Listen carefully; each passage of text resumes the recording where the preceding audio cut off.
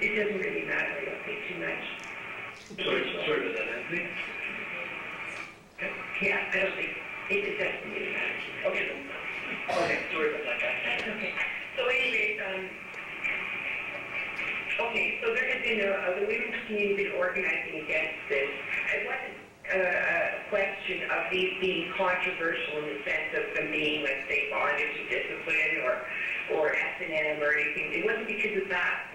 We weren't opposed to that or even the pornographic nature, but it was because they were acts of violence against women.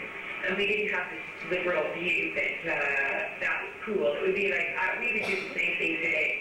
If there was a video store down the road depicting people, let's say, lynching or hanging Arabs or torturing cats, I don't believe that they should have the freedom to depict that, especially at the time there was also a lot of evidence to show that these were not dramatic reenactments, but were in fact real. They were pirated in from the States, and a lot of the news shows there was evidence to show that they were kidnapping sex trade workers and videotaping them being raped and given forced entry.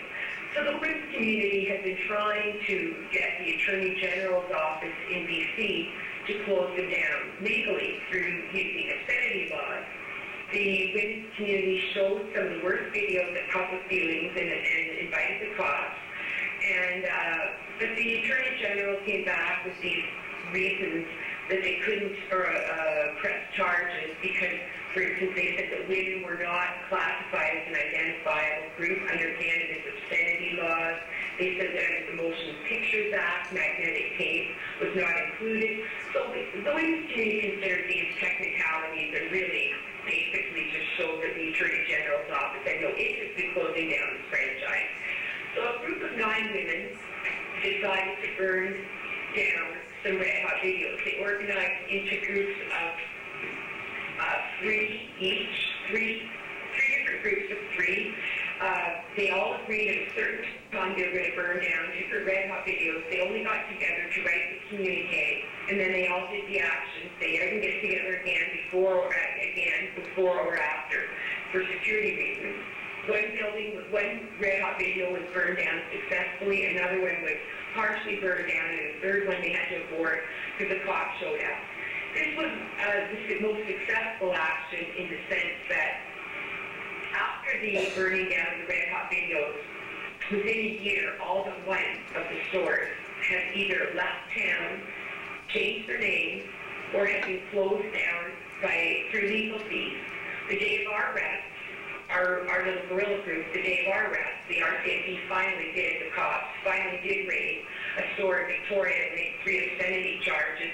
Most people believe because if they didn't, it would have looked like the red hot, like the Women's Fire Brigade was more effective than the criminal justice system in dealing with these stores. Also, at demonstrations after the stores were burned down, women would show up wearing red fire hats, claiming to be members of the Women's Fire Brigade, and phony radio shows were inundated with calls supporting the Women's Fire Brigade, and so were letters to the editor. So this was a very popular action and was very successful as well.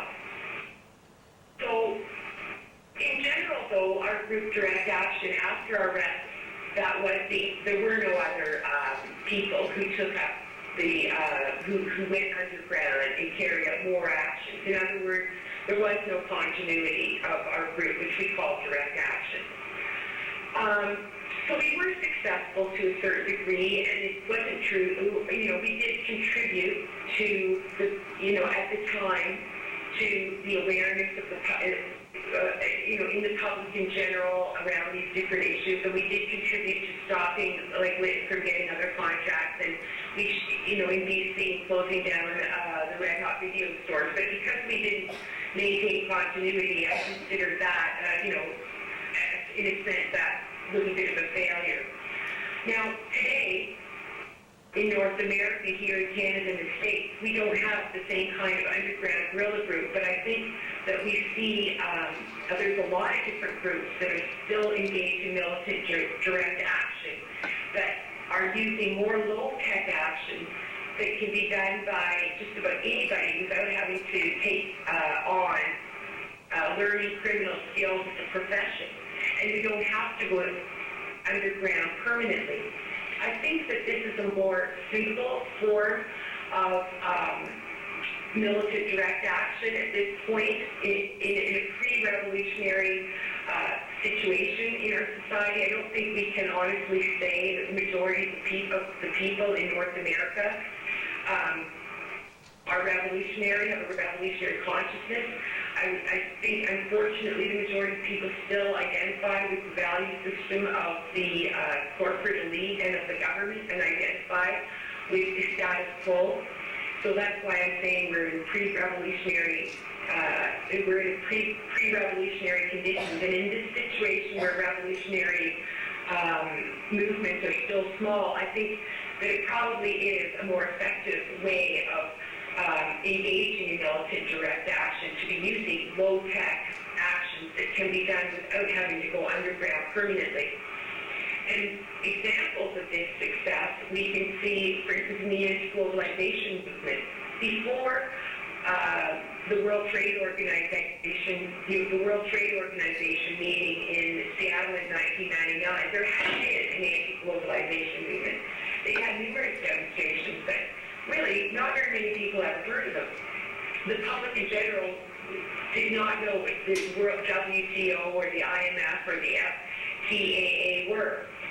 So I think that the Black Bloc, who in Seattle instigated the attempts to enter into the World Trade Organization meetings and blocked the leaders from going in and sort of sparked the so-called riots, they really contributed to the awareness of the anti-globalization movement, and they brought the World Trade Organization, the IMF, and the debate to the supper table in suburbia. Here in Ontario, there's a group called the Ontario Coalition Against Poverty. They use the tactics of militant direct action as well. They have flying squads, and they are an anti-poverty group, so they often will support welfare clients, and they have a 90% success rate, and they will go in with someone who's being screwed around by the welfare department. They'll get 6 or 7 people from OCAP going in with that welfare client and refusing to leave the offices until that person's claim has been dealt with properly. They've gone into City Hall and occupied City Hall. They've organized demonstrations. And OCAP is very singularly responsible for bringing the concept of the criminalization of the poor and the demonization of welfare mothers to the media, and has been responsible for increasing the consciousness of the neoliberal agenda here in Ontario.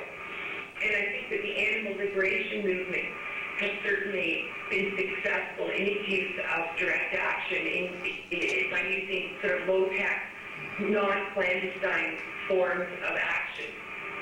In Britain last year, they were going to build a primate research lab at Oxford University. And there was a group, I think it was the Stop Huntington Animal Cruelty group.